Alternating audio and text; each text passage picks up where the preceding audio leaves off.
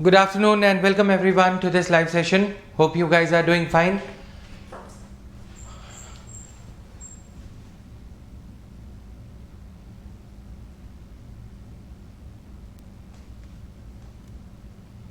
Am I visible and audible to all of you?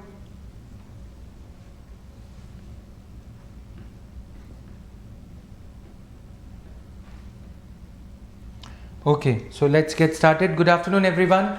Equal protection of laws in equal circumstances, ये हमारा सारा cover हो गया था. मंडल कमीशन इन 1979. अब हम थोड़ा सा स्पेसिफिकली ओबीसी रिजर्वेशन की बात कर रहे हैं. 1979 में government appointed second backward classes commission under the chairmanship of BP Mandal in terms of Article 340 of the Constitution to investigate the conditions of socially and educationally backward classes and suggest measures for their advancement. The commission submitted its report in 1980 and identified as many as 3743 cases as socially and educationally backward classes. Okay, so they constituted nearly 52% component of our population. Then population, उस time की जो population थी उसका 52%, right? तो excluding the scheduled caste and scheduled tribes, commission recommended for reservation of 27% of government jobs for OBCs, so that the reservation for all including SCs, STs and OBCs does not exceed 50%. Supreme Court created this 50% reservation rule way back in 1963, but it was concretized, it was repeated in the judgment of 1992 in Indira Sahane case. For the first time, this 50% rule was created in 1963. Clear? Now ये चीज हमारी cover हो गई थी. 1991 में government ने दो changes और ला दी. बीपी मंडल कमीशन ने 1979 में रिपोर्ट दी, लेकिन उसको लागू बाद में किया गया. पॉपुलिज्म के लिए बाद में लागू किया गया, राइट? अभी एकदम से लागू नहीं किया गया. 1991 में गवर्नमेंट ने इसमें दो चेंजेस ला दी. Preference to the poorer sections among OBCs, what we call as economic criteria. तो उसमें यह कर दिया गया कि जिस फैमिली की इनकम 2,50,000 से अबव है, creamy layer. What is creamy layer? Creamy layer is when the upper layer of cream in the glass of OBCs. Okay, these people who are already at the top of glass of OBC classes, OBC castes, they should not be eligible for reservation. Otherwise they will corner all the benefits of reservation. Otherwise they would corner all the benefits of reservation. Clear? So preference to the poorer sections among the OBCs in 27% quota. तो इनको preference देने की बात करी गई. Reservation of another 10% of jobs for poorer economically backward classes. जो हम आज देखते हैं EWS reservation, उस तरह का reservation यहाँ पे भी देखा गया था. ठीक है? Economically backward class sections of higher castes who are not covered by any existing scheme of reservation. यानी कि जो higher castes हैं, so called higher castes हैं, उसमें जो पंडित्स हैं, ब्राह्मणिकल क्लास है, तो ब्राह्मणिकल कास्ट जो है उसको भी reservation देने की बात करी जा रही थी, उसको भी reservation देने की बात करी जा रही थी. ठीक है? तो सुप्रीम कोर्ट के पास ये केस जाएगा. नेचुरल सी बात है जब आप ये सब करते रहोगे. एक तो पुअरर सेक्शंस वाला जो क्रीमी लेयर वाला पॉइंट था, पॉइंट नंबर 1, सुप्रीम कोर्ट ने उसको असेस किया. ठीक है? Reservation and jurisprudence. तो 1980s से जो केस चलते आ रहे थे, तो सुप्रीम कोर्ट ने क्या कहा, 1992 के इंदिरा साहने केस में इन सभी चीजों को चैलेंज किया गया. मंडल कमीशन के इस रूल को, रिजर्वेशन की बात को चैलेंज किया गया. गवर्नमेंट ने जो रिजर्वेशन दिया 27% ओबीसीज का, उसको भी चैलेंज किया गया. इन दो क्राइटेरिया को भी चैलेंज किया गया. तो इंदिरा साहने केस में the scope and extent of article 16 clause 4 which provides reservation to OBCs, which seeks to provide reservation to socially and educationally backward classes, was examined by the Supreme Court. Though the court rejected the additional reservation of 10% for poorer sections of higher castes, because 50% से exceed हो जाती है. 50 तो already हो रही थी. 22.5% reservation is there for SCs, STs and OBCs. Plus SCs and STs के लिए 22.5% है. 15% is for SCs, 7.5% reservation is for STs and 27% is for OBCs now. तो 49.5% हो गया. तो सुप्रीम कोर्ट ने बोला कि जब reservation already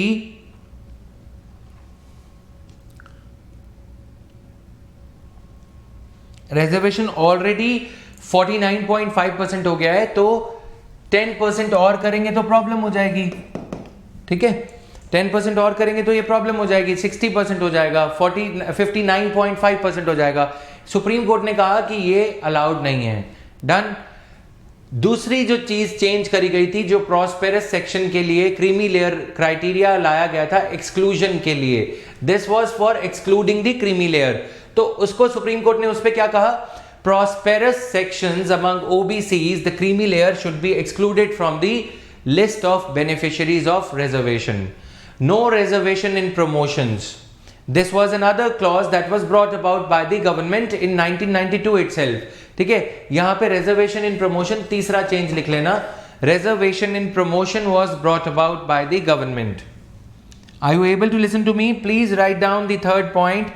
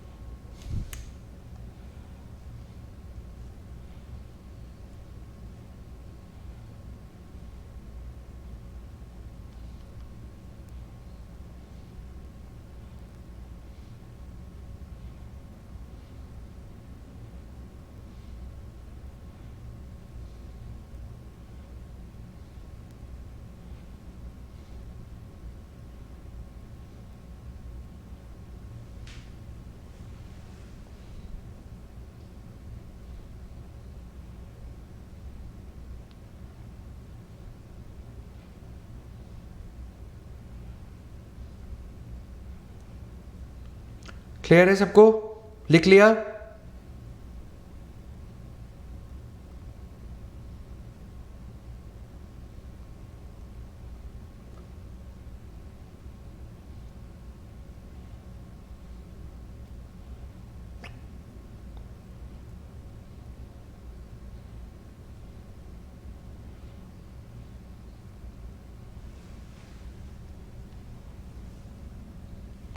Okay, so this is there. Now, third point is reservation in promotion for SCs and STs.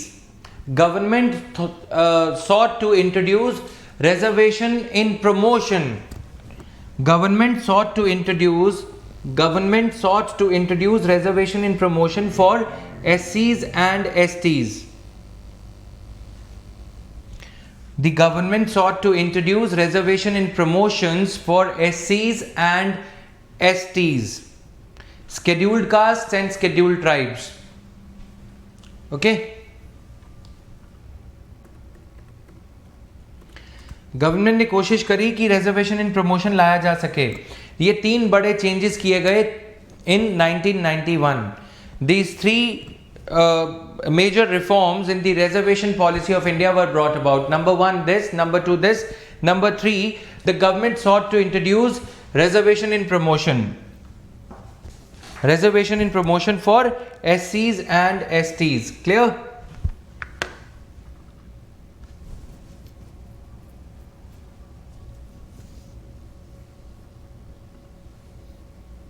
Hello world, right now I'm so sorry, is guys. having a huge.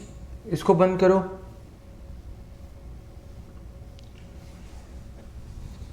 Written everyone?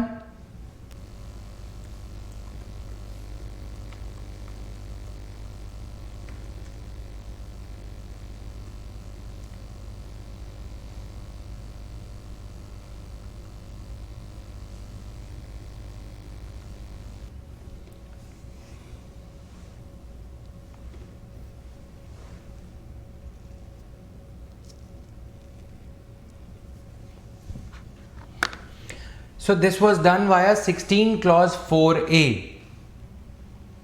Okay, Article 16 clause 4A. Government sought to introduce reservation in promotion by inserting another article 16 clause 4A.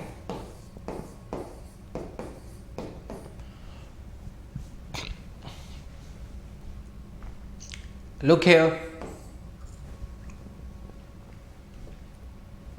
Done.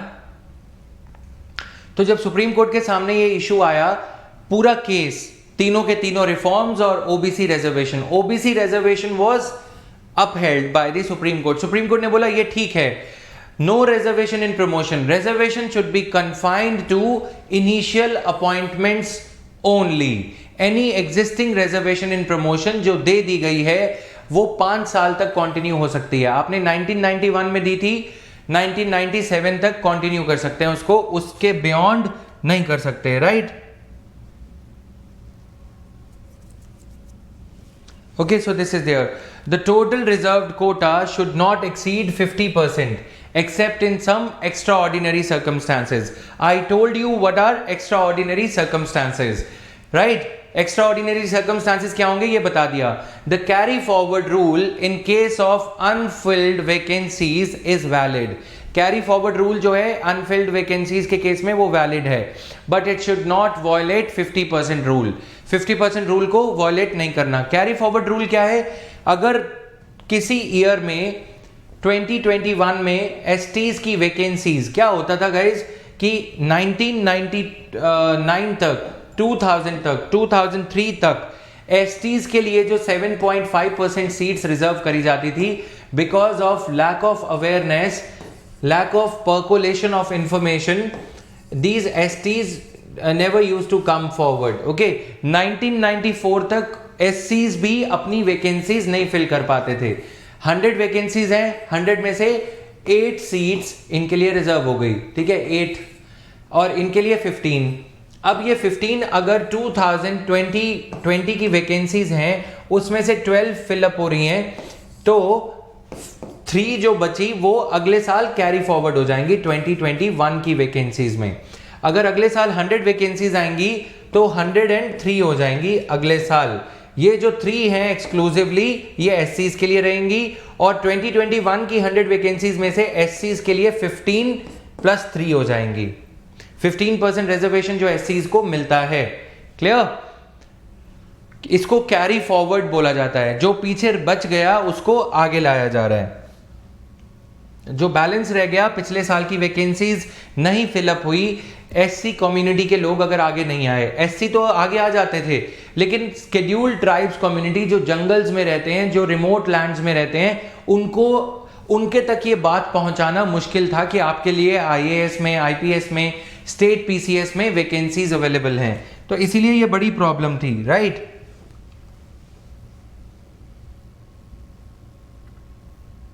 Done, everyone?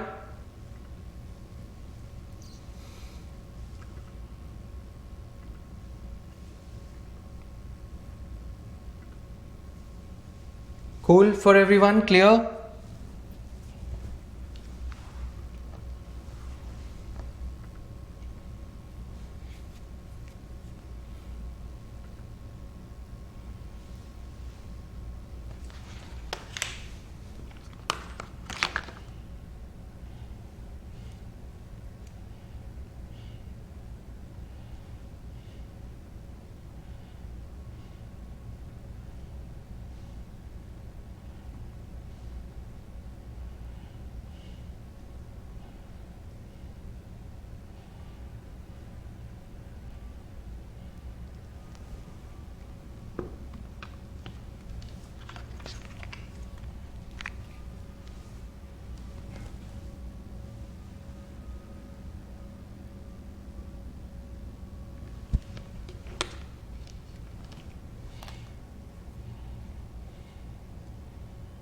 Done for everyone?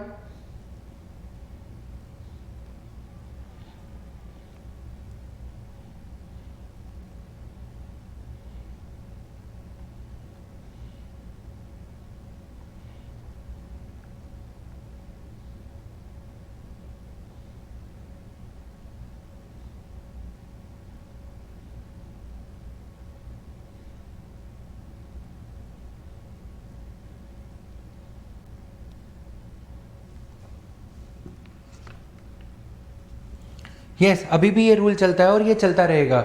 यहाँ पे गलत नहीं है इसमें कुछ, ठीक है। अगर उन लोगों के लिए वैकेंसीज लाई थी तो गवर्नमेंट क्या करती थी उस टाइम की, वैकेंसीज के लिए लिप सर्विस तो दे दी, बोल के बोल दिया कि लिप सर्विस है कि रिजर्वेशन दे दी, लेकिन इसको प्रोपिगेट नहीं किया जाता था, ठीक है। जो मंत्री होते थे, जो so called higher caste ministers हैं या हायर कास्ट से बिलोंग करने वाले जो ब्यूरोक्रेट्स हैं, वो नहीं चाहते थे कि आईएएस के लिए वैकेंसीज रहें, तो वो क्या करते थे, poster, advertisement, propagation, information, education, dissemination नहीं होता था, ताकि ये लोग अप्लाई नहीं करें और इनकी सीट्स जनरल से भर दी जाएं, जनरल कैटेगरी के लोगों से भर दी जाएं, है ना, एप्लीकेंट से। इसीलिए ये रूल लाया गया कि अगर ये लोग नहीं भी आएंगे, अगर मान लो 4 साल ये लोग नहीं आते तो 12 वैकेंसीज इनकी एक्सक्लूसिव हो जाएंगी, 3 into 4 years। क्लियर? हर साल अगर हम ये मान लें कि 3 वैकेंसीज फिलअप नहीं हो रही, और हर साल अगर 15 की 15 फिलअप नहीं हो रही, तो हर साल 15 की 15 एप्लीकेबल नहीं होंगी, राइट।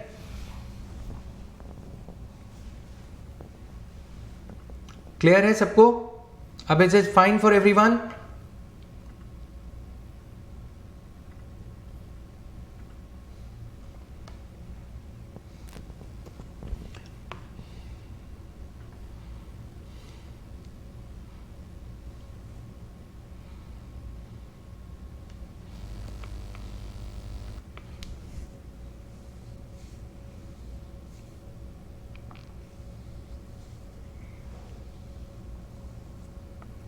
डन? ओके, सो चलते हैं आगे फटाफट। आर्टिकल 16 ये हमने कल कवर कर लिया था। अब यहां पे देखो, nothing in this article shall prevent the state from making any provisions for the reservation of appointments, reservation of posts in favor of any backward classes. This was inserted later on.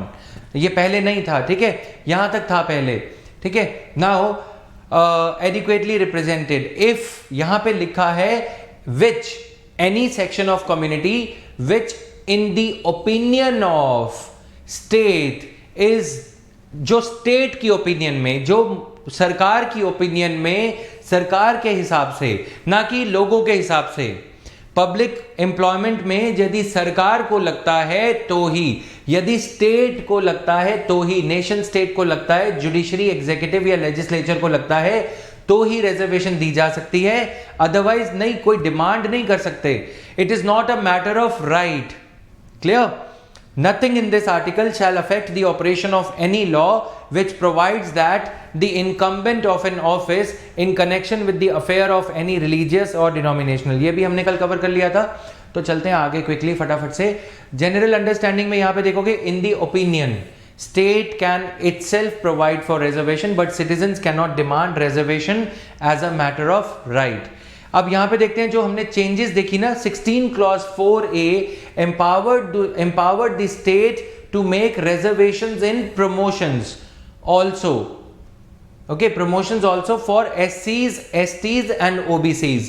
लेकिन इसको पूरी तरह से supreme Court ने बोला, initial entry के दौरान आप रिजर्वेशन ले सकते हो, लेकिन आगे चल के रिजर्वेशन नहीं ले सकते। अब इसका मेंस का एनालिसिस है कि ऐसा क्यों जस्टिफाइड है, ग्लास सीलिंग क्या है, मतलब सेक्रेटरी लेवल पे इतने कम एससीज एसटीज क्यों हैं, वो हम यहां पे अभी नहीं डील कर रहे, वो डिटेल्ड कोर्स में डील करेंगे फिर कभी।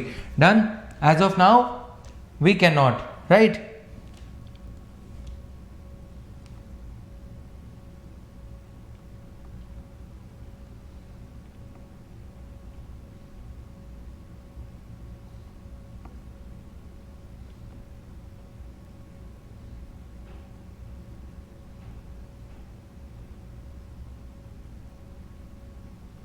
क्लियर है?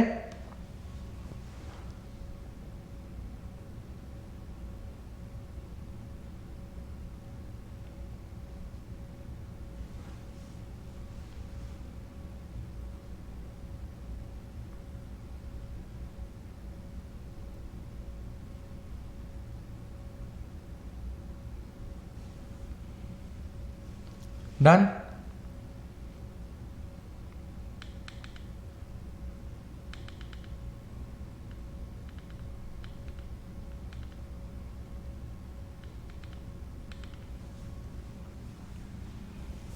ऑलराइट, तो ये हो गया।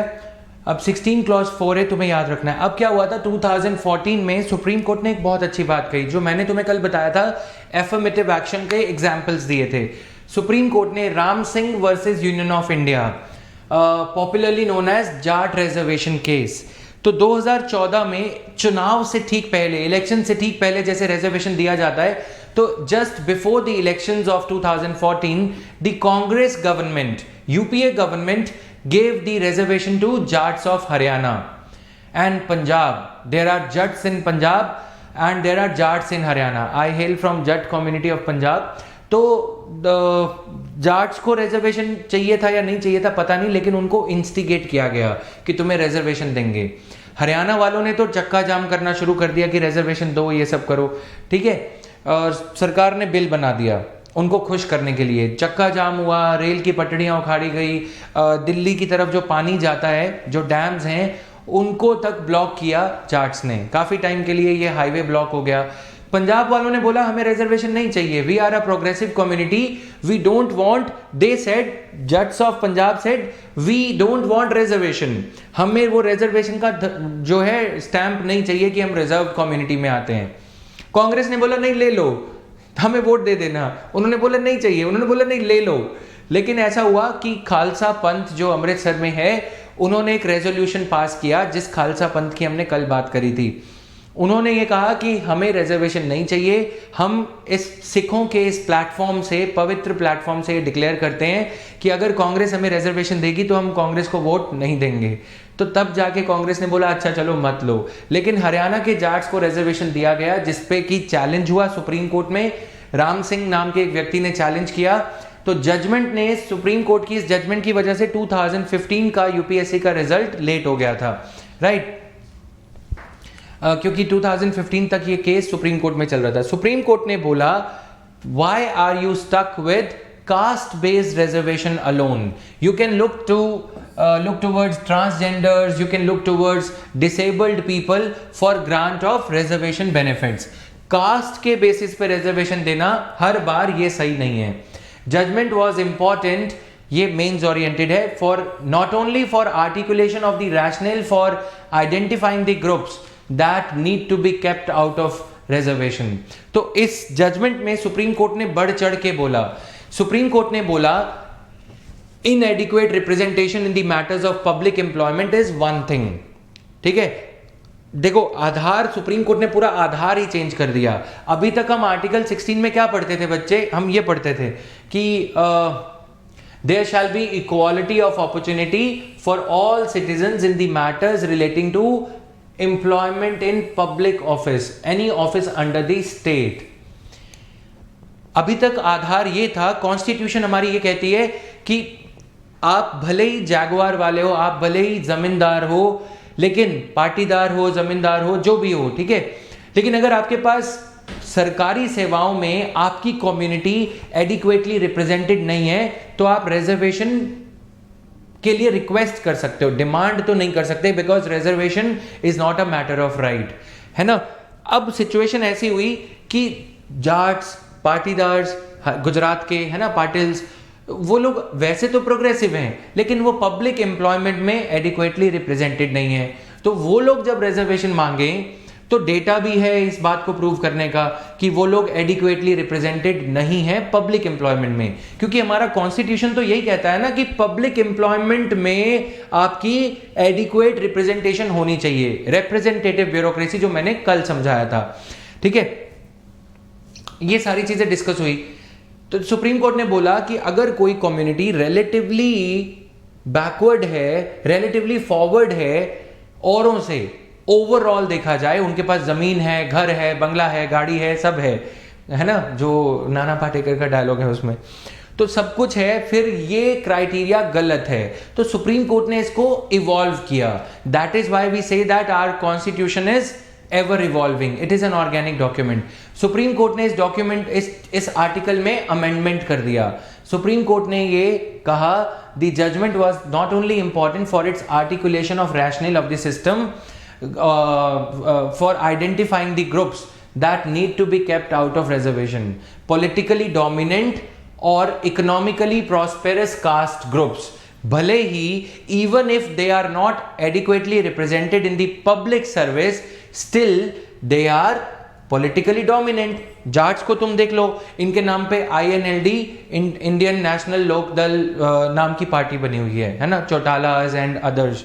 ठीक है, तो वो लोग पॉलिटिकली डोमिनेंट हैं। यादव्स को देख लो, पॉलिटिकली डोमिनेंट हैं। लेकिन यादव्स में और जाट्स में एक फर्क है, जाट्स पॉलिटिकली डोमिनेंट हैं और इकोनॉमिकली प्रॉस्पेरस हैं, यादव्स इकोनॉमिकली प्रॉस्पेरस नहीं है। तो यादव्स को रिजर्वेशन मिल सकता है क्योंकि ना तो वो इकोनॉमिकली प्रॉस्पेरस हैं, ना ही वो पब्लिक एम्प्लॉयमेंट में एडिक्वेटली रिप्रेजेंटेड हैं, उनके दोनों हाथ खाली हैं। लेकिन जाट्स के और पाटीदार्स के एक हाथ में तो कम से कम लड्डू है ना, दूसरा हाथ खाली है। तो सुप्रीम कोर्ट ने बेसिकली ये कहा कि जिसके दोनों हाथ खाली हैं, कम से कम उसको रिजर्वेशन तो मिले, इकोनॉमिक प्रॉस्पेरिटी भले ही ना मिले। समझ में आया? तो सुप्रीम कोर्ट ने इस क्राइटेरिया को पूरी तरह चेंज कर दिया।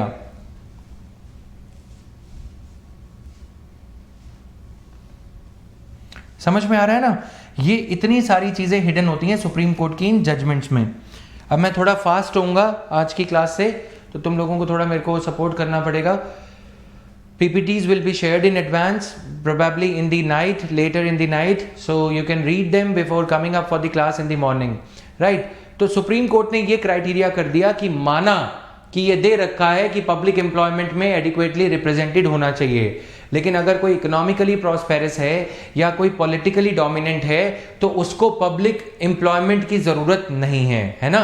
जब इकोनॉमी प्राइवेटाइज हो रही है, अगर कोई इकोनॉमिकली बहुत ज़्यादा आगे बढ़ जाता है, शॉपिंग मॉल्स के ऑनर्स हैं ये कुछ जाट कम्युनिटी के लोग, है ना, अब वो पब्लिक रिप्रेजेंटेशन भी मांगेंगे, एम्प्लॉयमेंट मांगेंगे, फिर पॉलिटिकली डोमिनेंट हैं वो लोग, उन्हीं का ही चीफ मिनिस्टर है, उन्हीं का ही डेप्यूटी चीफ मिनिस्टर है, फिर बाकी लोग कहाँ जाएंगे, राइट?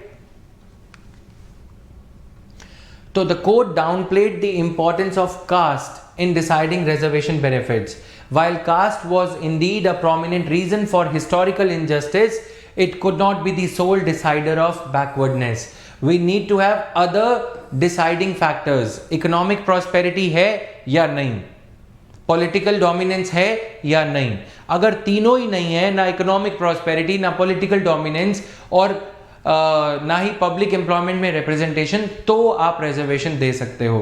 ठीक है, instead new practices, methods and yardsticks would have to be continuously evolved, moving away from the caste centric definition of backwardness.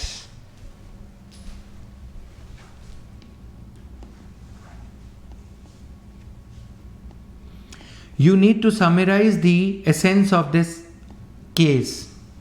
Okay, after a few readings you would be able to summarize. ये summarized ही है, अगर तुम देखोगे judgment was important, इतना सा paragraph लिखोगे तो बहुत है। बाकी मैं मेंस के कुछ प्रोग्राम लेके आऊँगा, अभी प्रीलिम्स के अराउंड थोड़ा सा चलते हैं गाइस, ठीक है, क्योंकि फिर क्या होगा कि फंडामेंटल राइट्स तो डील हो जाएंगे, बाकी चीज़ें रह जाएंगी। Constitutional 123rd amendment bill seeks to make the following changes. It has now been passed. It has made the changes. NCBC is a constitutional body now. So yesterday we saw that provisions for NCBC are given under which article? You tell me. Provisions for NCBC are given under Article 340, as I was explaining to you yesterday, right? Just a minute. ये तो हो गया दूसरा part. 340, where is 340? I have explained in these classes only.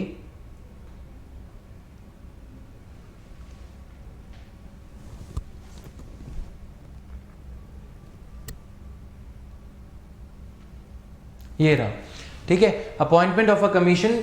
देखो, NCBC के matter को study करने के लिए आर्टिकल 340 में एक प्रोविजन दे रखा है। अब तुम एक बार आर्टिकल 338 आज पढ़ोगे after the class gets over. Please write down that this is going to be your homework. Okay, 340 दे रखा है, पढ़ो इसको, खुद पढ़ो फटाफट, 10 सेकेंड के लिए, 15 सेकेंड में पढ़ो।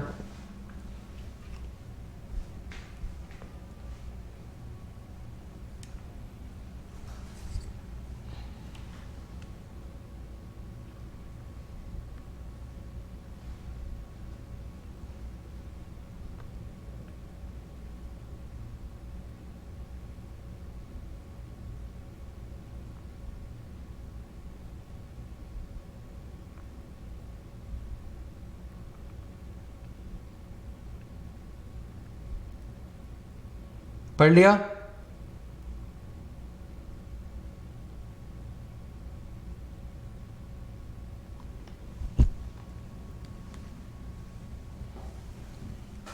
डन?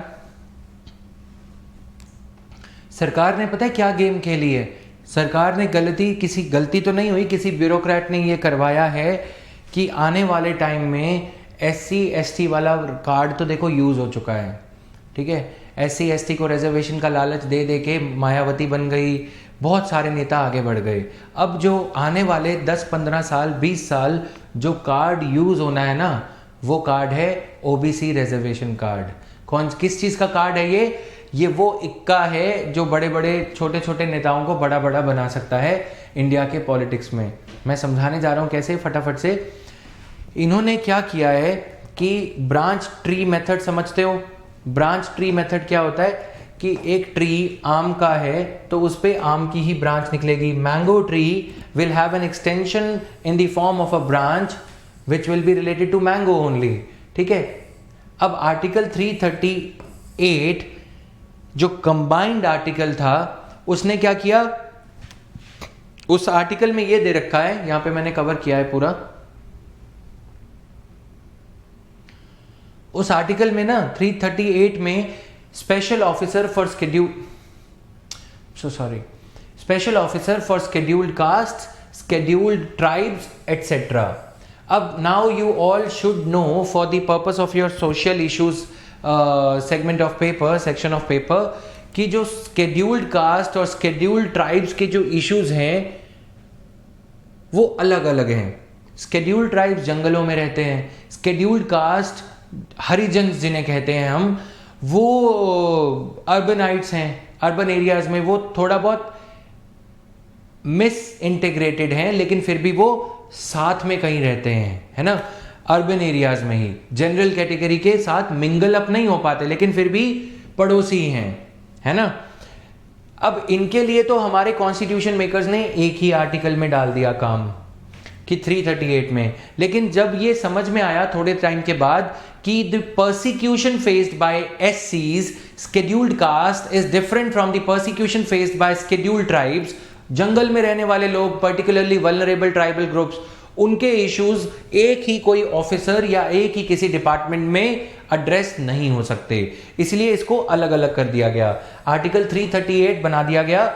ये हम साथ साथ रिजर्वेशन और शेड्यूल्ड कास्ट और ये सारी कॉन्स्टिट्यूशनल अथॉरिटीज भी कवर कर रहे हैं, ठीक है। तुम ये मत समझना कि सिर्फ फंडामेंटल राइट्स कवर हो रहे हैं। तो I want you to be careful while reading these things because we may not be able to repeat these things in the constitutional bodies। तो इन दोनों को डीलिंक कर दिया गया कि भैया तुम अलग। Special officer for scheduled tribes अलग हो गया, special officer for scheduled cast अलग बन गया, ठीक है। 2 सेपरेट बॉडीज, नेमली NC-SC और NC-ST। तो मतलब ये हुआ, ये पेड़ था 338 का, एक ब्रांच हो गई 338A, 338B।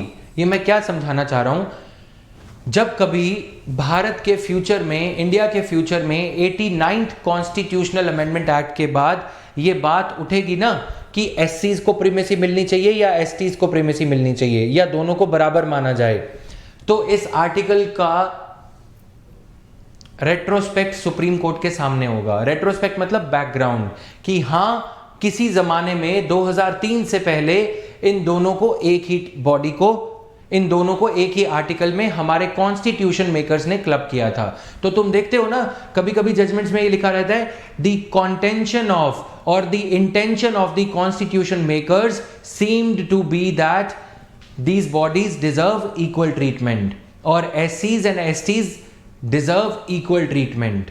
इस आर्टिकल से ये प्रतीत होता है ना कि अगर कोई सेक्शन A में है किसी स्कूल के, यानी कि वो दोनों बच्चे, अगर दोनों बहन भाई या दोनों भाई सेक्शन A में हैं तो वो होशियार हैं, अगर सेक्शन D में हैं तो वो दोनों नालायक हैं।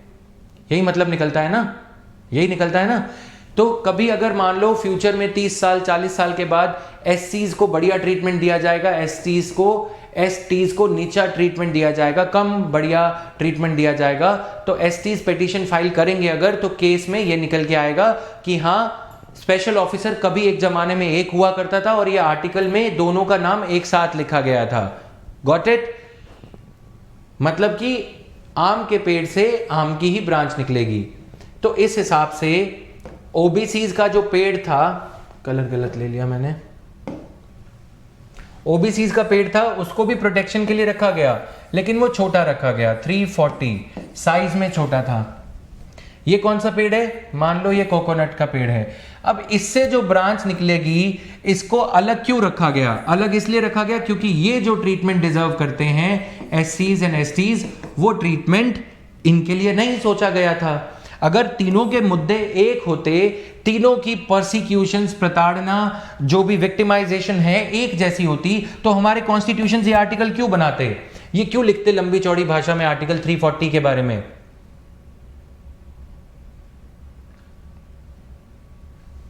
This appointment of a commission to investigate the conditions of backward classes, है ना? इसका मतलब मंशा, इंटेंशन अलग रही होगी। अब इन्होंने क्या किया है कि इसको मर्ज कर दिया यहां पे, ज्यादा इंपॉर्टेंट नहीं है बट समझना, इसकी ब्रांच भी यहीं पे निकाल दी। ये एक मिसफिट है, यानी कि कल को जब 2018 के इस बिल की बात होगी, 102nd कॉन्स्टिट्यूशनल अमेंडमेंट एक्ट की, तो 2040 में या 2050 में सुप्रीम कोर्ट ये बात से कंफ्यूज हो सकता है कि इस समय की पार्लियामेंट की इंटेंशन ये रही होगी कि ओबीसीज को भी उसी तरह का ट्रीटमेंट मिलना चाहिए जो एससीज को मिलता है, जो एसटीज को मिलता है, जबकि वो गलत हो जाएगा। गलत क्यों हो जाएगा? कल को अगर रिजर्वेशन इन प्रमोशन इन्हें दिया जाता है या एससीज को दिया जाता है तो फिर इन्हें भी देना पड़ेगा, क्योंकि जो नई बॉडी बनाई गई है 338B वो यहीं पे बना दी गई है, जबकि ये 340 इसके लिए मेंशन था। समझ में आया गाइस? नंबरिंग का एक लॉजिक होता है, वो लॉजिक फॉलो करना जरूरी हो जाता है for ease of reading and understanding of issues by the Supreme Court और by the future generations, future lawyers, future legal luminaries.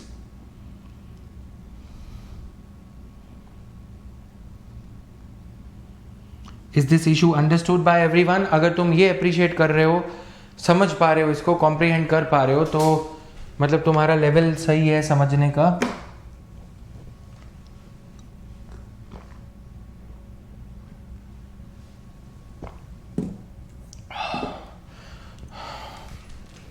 तो प्रीलिम्स रेस्क्यू बैच में ये चीजें याद रखने में भी हेल्प करेंगी।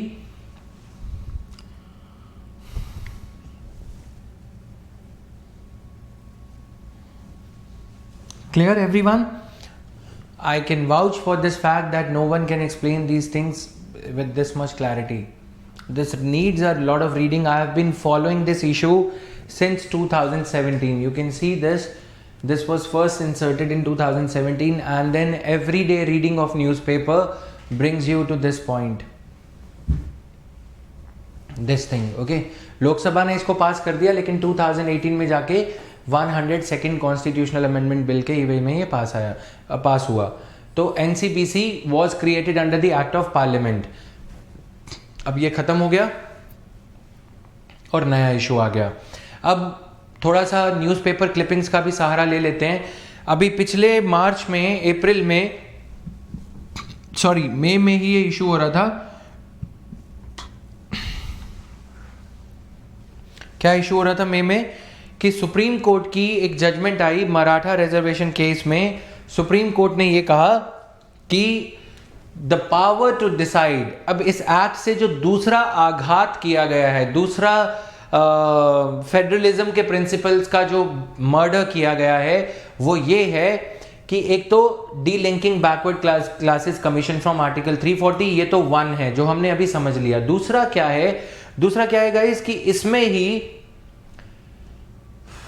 पहले क्या था, इस बिल के प्रोविजंस को अगर हम ध्यान से पढ़ते हैं तो ये निकल के आता है NCBC at the central level now has got the power to decide the list of OBCs at the state level।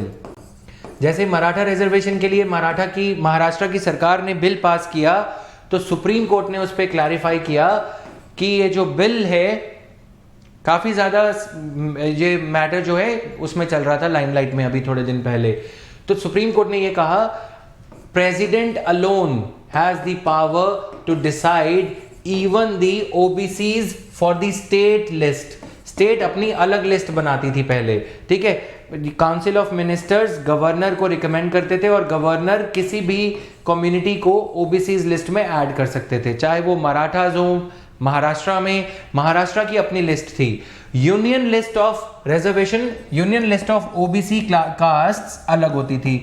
Union की लिस्ट के लिए पहले in the past president used to be the head, president used to be the deciding factor. Okay, president used to be the deciding factor in the union list, whereas this governor used to be. अब Maratha reservation जो दिया गया है वो governor ने दिया, लेकिन supreme Court ने उसे दो कारणों से ओवर रूल कर दिया. एक तो ये 50% सीलिंग वाला जो हमने कल समझा था. दूसरा कि the power to decide which community will enter the list, OBC list, even for the vacancies at the state level, is now with the president. This is what? This is a violation of principle of federalism. Clear?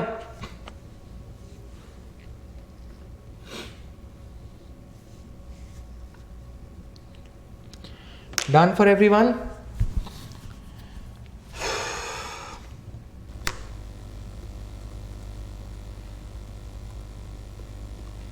अभी जिस वे से bill drafted है ना, ये मैं बहुत पहले से कह रहा था. अब सरकार, union government has now taken a back step. Union government ने बोला कि नहीं, हमारा ऐसा कोई मतलब नहीं था, हमने जो बिल बनाया है वो बिल में हमारा कोई ऐसा इंटेंशन नहीं था. समझ में आया? तो government is back stepping, central government is back stepping कि हमारी कोई गलती नहीं है, क्योंकि central government is taking a political stand in this issue. Politically beneficial क्या होगा? अब जिस वजह से सुप्रीम कोर्ट ने जजमेंट दिया है ना, यहां पे एक पॉलिटिक्स चल रहा है. सुप्रीम कोर्ट अपने आप को गलत नहीं कहना चाहता. सुप्रीम कोर्ट की काफी ज्यादा, अब मराठा सरकार को पता था कि सुप्रीम कोर्ट इसे ओवर रूल करेगा. महाराष्ट्र सरकार को, शिवसेना सरकार को, उद्धव ठाकरे को यह पता था, लेकिन ये एक कार्ड खेला गया. मराठास जो कि पॉलिटिकली डोमिनेंट हैं, काफी ज्यादा डोमिनेंट हैं, उनको रिजर्वेशन देना चाह रहे हैं ये लोग. चलो दे रहे हैं, उनकी मर्जी, लेकिन वो बनता नहीं है, डिजर्व नहीं करते. ठीक है, without any kind of offence to anyone in this class. अब हो क्या रहा है कि सुप्रीम कोर्ट की आलोचना हो रही है कि 50% रिजर्वेशन सुप्रीम कोर्ट क्यों नहीं हटा रहा. सुप्रीम कोर्ट ने दूसरा रीजन देके सारा ब्लेम सेंट्रल गवर्नमेंट के तरफ डाइवर्ट कर दिया है. 50% of the blame central government की तरफ डाइवर्ट कर दिया है कि सेंट्रल गवर्नमेंट ने power to decide which community will enter the OBC list of state for reservation has been given to the president now. अब वो blame चला गया प्रेसिडेंट के पास. प्रेसिडेंट क्या करें? प्रेसिडेंट मतलब काउंसिल ऑफ मिनिस्टर्स अपने कपड़े झाड़ रही है कि प्राइम मिनिस्टर मोदी का नाम आगे आ जाएगा कि प्राइम मिनिस्टर मोदी रिजर्वेशन नहीं दे रहे. उद्धव ठाकरे यही कहेंगे, एनसीपी और बीजेपी की नहीं बनती है ना. उद्धव ठाकरे ये बोलेंगे कि अब देखो प्राइम मिनिस्टर नहीं चाह रहे मराठास को रिजर्वेशन देना, यानी कि अगले इलेक्शन के लिए मराठा वोट बीजेपी को नहीं मिलेगा. इसीलिए सरकार ने क्या किया है, इस बिल में, कॉन्स्टिट्यूशनल अमेंडमेंट एक्ट में एक नया अमेंडमेंट लाने की बात करी है, बेयरली 2 years after the amendment was brought about. मतलब समझ में आया? सरकार बोल रही है नहीं, हमारा ऐसा कोई इंटेंशन नहीं था, जबकि एक्ट में साफ साफ लिखा है कि आप अपने आप को यह पावर दे रहे हो. क्या पावर दे रहे हो? स्टेट लिस्ट ऑफ ओबीसीज जो स्टेट गवर्नमेंट्स डिसाइड करती थी, वो सेंट्रल गवर्नमेंट के पास आपने ये पावर दे ली है. Right?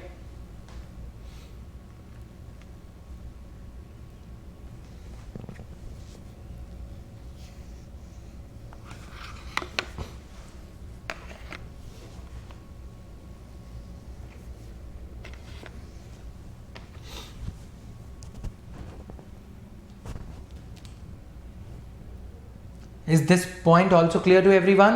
This is how this encroachment upon the federal power कौन से आर्टिकल के जरिए करा गया है? आर्टिकल 342A में अमेंडमेंट लाया गया है. ठीक है, what does this amendment say? 102nd Constitutional Amendment Act Please reply, is this point clear to everyone? Earlier, there used to be NCBC, National Commission for Backward Classes, and State Commission for Backward Classes used to be there.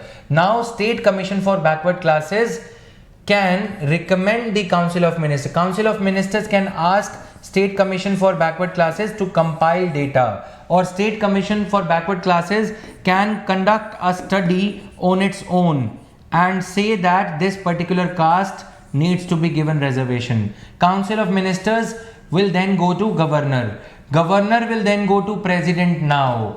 Earlier, this wasn't the case.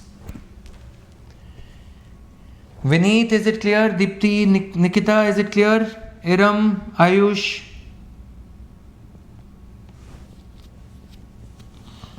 तो पहले ही encroachment कर ली गई, अब बोल रहे हैं नहीं नहीं हमारी गलती, हमने ऐसा कुछ नहीं माना था, सुप्रीम कोर्ट ने गलत इंटरप्रेट कर लिया है, और बोल रहे हैं अब हम कॉन्स्टिट्यूशनल अमेंडमेंट लेके आएंगे। पहले इन्होंने ये क्यों किया था बताऊं मैं? इन्होंने ये पहले सेंट्रल गवर्नमेंट ने क्यों ये पावर अपने आप को दी? सेंट्रल गवर्नमेंट ने ये सोचा था कि पहली चाल इस पॉलिटिक्स की चेस गेम में हम चलेंगे, हम कम्युनिटी को, मराठास को या जाट्स को रिजर्वेशन इससे पहले कि कोई रीजनल पॉलिटिकल पार्टी की सरकार दे, हम ये प्रस्ताव रखेंगे कि हमारा प्रेसिडेंट, हमारी सेंट्रल गवर्नमेंट, मोदी की सेंट्रल गवर्नमेंट आपको रिजर्वेशन देगी। चाल चलनी थी ये, लेकिन महाराष्ट्र सरकार ने पहली पारी खेल दी, फर्स्ट इनिंग्स उनकी हो गई, उन्होंने पहले मराठास को रिजर्वेशन दे दी। अब central government is being looked in the, is being seen in the negative light of having denied the Marathas the reservation. If it goes to central government now, Marathas को रिजर्वेशन इनिशिएट किसने करी? उद्धव ठाकरे ने। उद्धव ठाकरे देखें, बोलेंगे देखो देखो मैंने बिल इनिशिएट किया था, पार्लियामेंट ने तो सिर्फ अप्रूव किया है, प्रेसिडेंट ने, काउंसिल ऑफ मिनिस्टर्स यूनियन ने सिर्फ अप्रूव किया है, इनिशिएट मैंने किया था। जो इनिशिएट करता है उसी को पॉलिटिकल क्रेडिट मिलता है। ये सारा पॉलिटिकल गेम है, जबकि सेंट्रल गवर्नमेंट यहां पे गलत है इस बिल में। समझ में आया?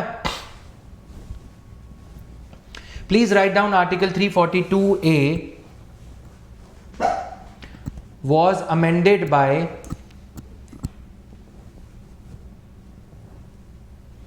it was amended by 102nd Constitutional Amendment Act.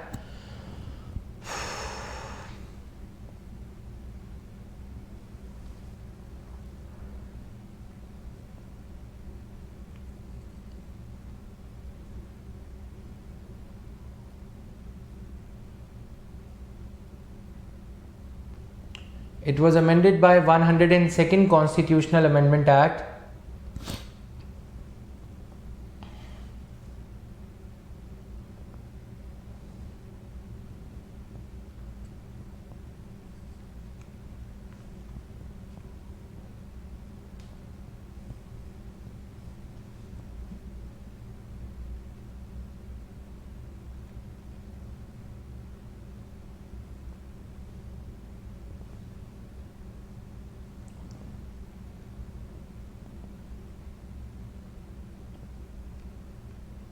To empower or empowering the president to specify, empowering the president, bracket में लिखो प्रेसिडेंट के बाद, after president,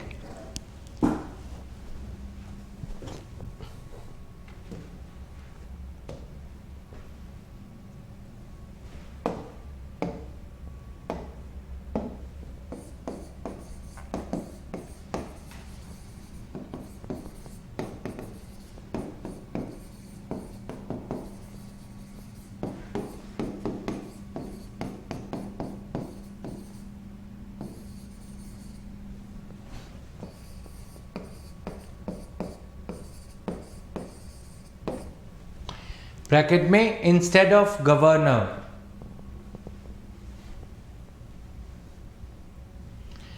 to specify the socially bracket के बाद to specify the socially and educationally backward communities, to specify the socially and educationally backward communities, to specify the socially and educationally backward communities in a state. in a state. Okay.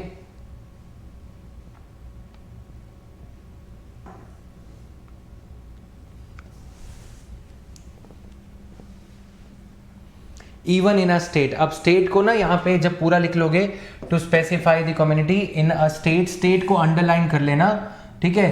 तो state की community पहले, अब इसको पूरा कर लो ताकि तुम बाद में जब भूल जाओगे मेंस के टाइम पे, लिख लो थोड़ा सा. फुल स्टॉप के बाद ये सारों ने लिख लिया. To specify the socially and educationally backward communities in a state.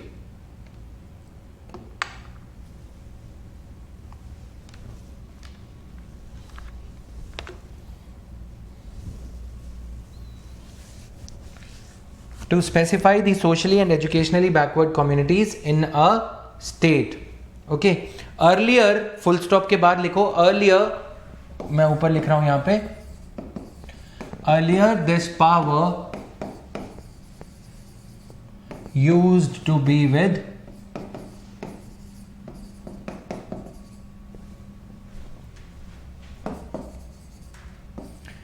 the governor. Earlier this power used to be with the governor of the concerned state. ठीक है. Earlier this power used to be with the governor of the concerned state. Done.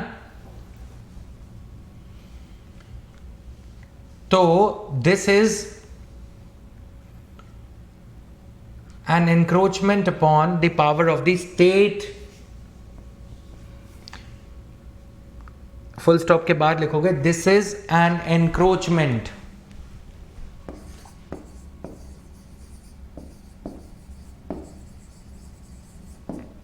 कब्जा on the power of the state governments, plural.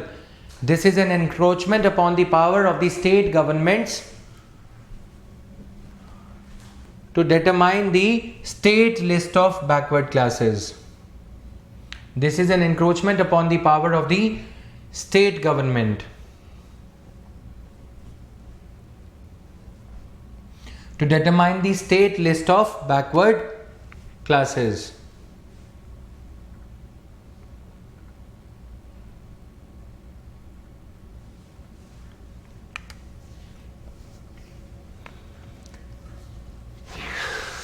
This is an encroachment upon the power of the state governments to determine the state list of backward, socially and educationally backward classes. Okay.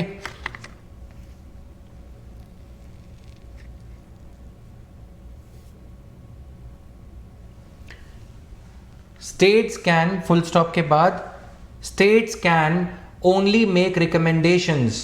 States can only make recommendations for inclusion or exclusion. States can only make recommendations. States can only make recommendations for inclusion or exclusion. States can only make recommendations for inclusion or exclusion.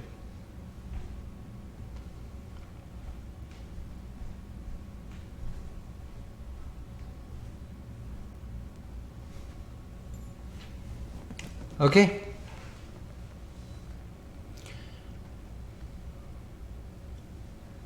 With comma, with any subsequent changes, with any subsequent changes to be made only by the Union Parliament. With any subsequent changes to be made only by the Union Parliament.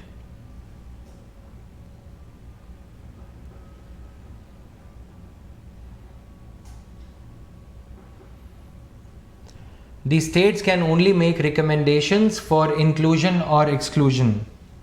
The states can only make recommendations for inclusion or exclusion with any subsequent change to be made only by the parliament. Parliament लिख बच्चे, parliament पे emphasis देना, ठीक है. अब पता क्या है, देखो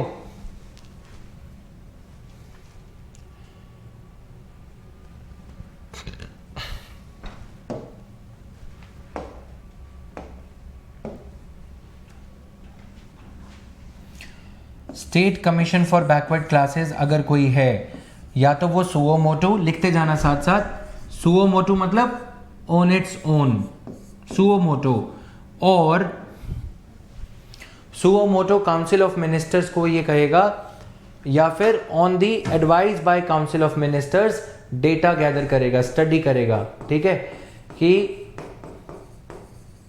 ऐसे माइंड मैप सा कुछ बना लो, स्टेट काउंसिल ऑफ मिनिस्टर्स ने ये कहा,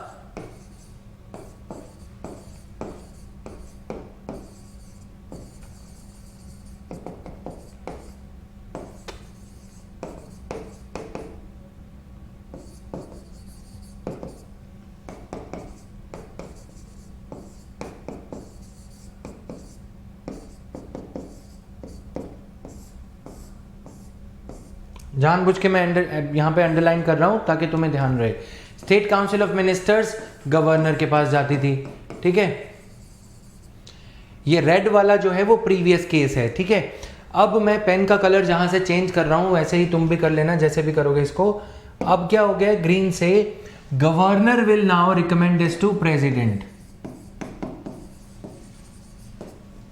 ठीक है। प्रेसिडेंट विल मतलब council of ministers, union council of ministers यहां पे आ जाएगा। Union council of ministers will, president की मोहर लगवानी है तो लगवाएंगे, और यहां पे अगर रिजेक्ट करना है तो रिजेक्ट कर देंगे, ठीक है। फिर ये मैटर अल्टीमेटली पार्लियामेंट के पास जाएगा, डिबेट होगी लार्जर स्केल पे।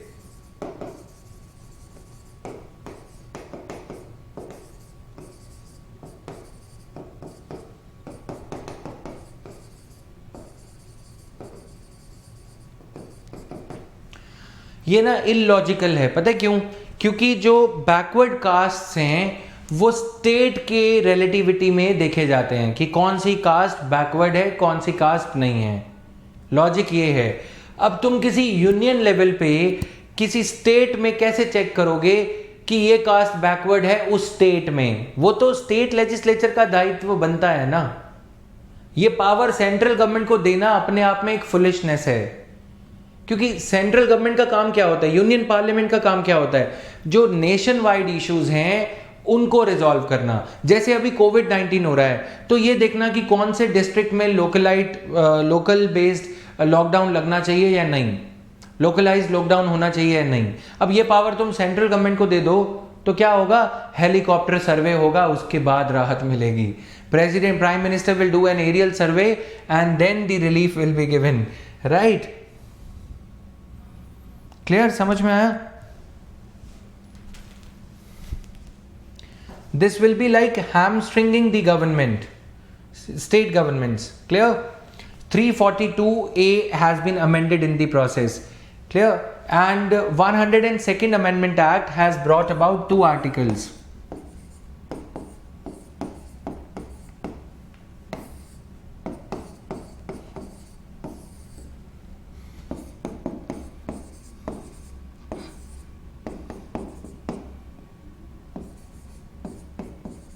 एनसीबीसी को कॉन्स्टिट्यूशनल स्ट्रक्चर दे दिया, स्टेटस दे दिया।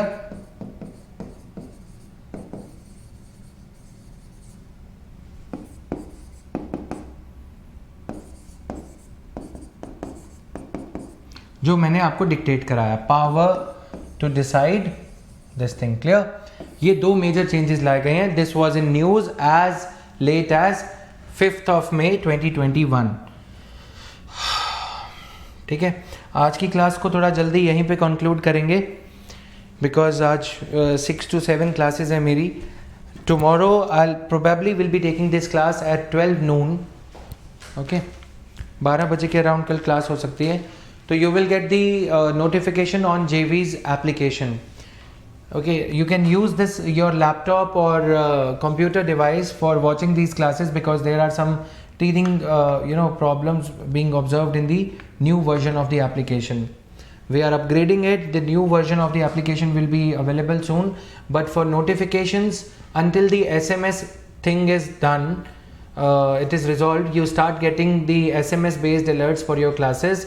जब तक वो नहीं हो जाता तब तक एप्लीकेशन पे क्लासेस के अलर्ट्स पाने के लिए आप एप्लीकेशन का यूज कर सकते हो। Done? Otherwise, you have got the Telegram channel to keep you informed about keep you posted about these classes. ये बना लिया सबने? नहीं तो कुछ लोग जो स्क्रीनशॉट लेना चाहते हैं उसको ले सकते हैं, please quickly.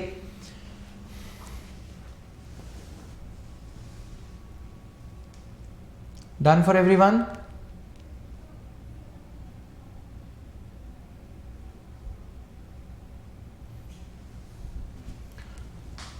Notes that are made. Yes, Vineet, I am duly cognizant of these problems. We are working on it. Okay. Thank you everyone. Thank you guys. Yes, JV Notemaker, we are working on that functionality. In the updated version, these things will be resolved. All these glitches that you are facing will be resolved. Okay. Primary product है teaching. यहाँ पे teaching बढ़िया होती है. Application के लिए बाईजूस है, बाकी के अनअकैडमी है, उनकी एप्लीकेशन वगैरह बढ़िया चलती है. लेकिन प्राइमरी प्रोडक्ट क्या है? हमारा पढ़ाने वाला टीचर. वो वहाँ पे बढ़िया है या नहीं है पता नहीं, लेकिन यहाँ बढ़िया है. डन. बाकी we are trying to take all the facilitatory steps in all. Mayuk, मैं आपको एक छोटा सा इसका तरीका बताता हूँ. मैं कल ज़रूर समझाऊंगा. एक बार आप इसको पूरी 10-15 मिनट को रिवाइज करना, ठीक है? ये वाला जो इशू है, इसके 2-3 पार्ट्स हैं, मैंने डिटेल में समझाए हैं. सम अप इसका यही है कि एक नई बॉडी बनाई गई है और power to decide the state list of backward classes has now been transferred to the National Commission for Backward Classes, whereas earlier this power was with the State Commission for Backward Classes and the state governor, state government. Now this power has gone to the president. The point from where the color changes, power shift has happened. दो ही point है इसमें.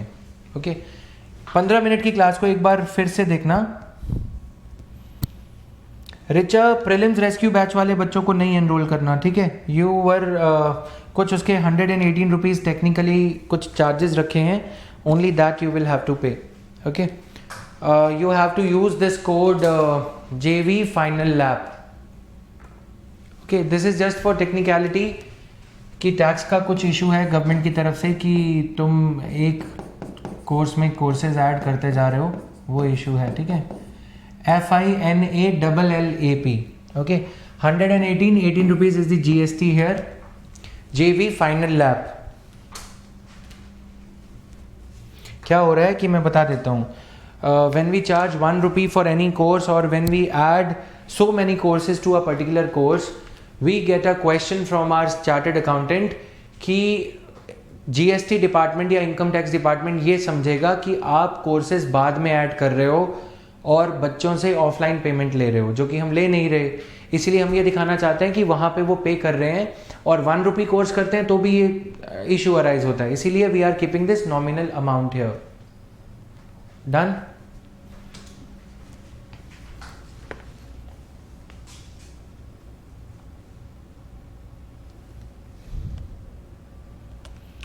Three 331-324. Clear. SMS notifications भी इसलिए बंद हो गई कि ये जो नए रूल्स आए हैं, information technology rules, are SMS service provider is yet to comply with those rules. Because of lockdown वो कंप्लाई नहीं कर पाए. जो भी इश्यूज चल रहे हैं उस वजह से कुछ प्रॉब्लम्स आ रही हैं. लॉकडाउन में मैं ऑफिस आ जाता हूँ, यही बहुत बड़ी बात हो जाती है. 1-2 पुलिस के बैरियर हैं, उनको बताओ कि क्लास करनी है, बच्चे वेट कर रहे हैं तो वो जाने देते हैं. Done. Thank you guys, bye bye.